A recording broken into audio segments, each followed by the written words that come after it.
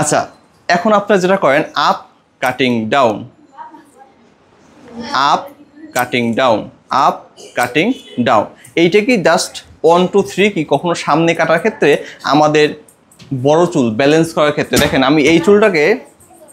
একবারই উঠাতে পারবো না, এটাকে উঠাতে আমার 4টা বার প্রসেসিং করতে হয়, ঠিক আছে। যেমন চাল যখন তার তুষটা ছড়ায়, তার থেকে চালের তুষটা মানে উপরের প্রলেপটা যখন ছড়ায় তখন কিন্তু প্রথম একবার মেশিংয়ে দেয়, তারপর বের হয়,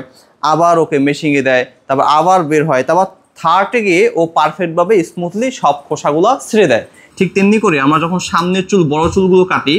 তখন প্রথম ধাপে চিরুনিতে উঠাইলাম কিছু চুল, পরের ধাপে সিজার দিয়ে ধরলাম,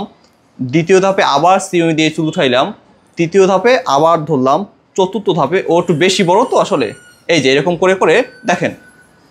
প্রথম পার্টে কেমন ছিল আমার চুলের স্টাইলটা, এখন দ্বিতীয় পার্টে কেমন হইলো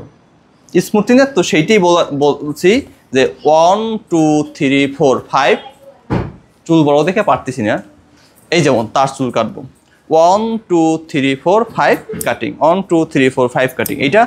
প্র্যাকটিসের খুব একটা এটা অ্যাডভান্স লেভেল একটা হেয়ার কাট। এই হেয়ার কাটটা আপনি আবার 6 স্টেপ দিয়েও করতে পারবেন, বাট কখনো কখনো ঈদের সময় 6 স্টেপ দিতে যতটা সময় লাগে এই আপ কাটিং ডাউন দিতে তার থেকে কম সময় লাগে। তো আমরা ঈদের সময় এই কাটিংগুলো দিয়ে থাকি, কারণ ঈদে তো অনেক মানুষের সার্ভিস দিতে হয় বিভিন্ন অকেশনালি।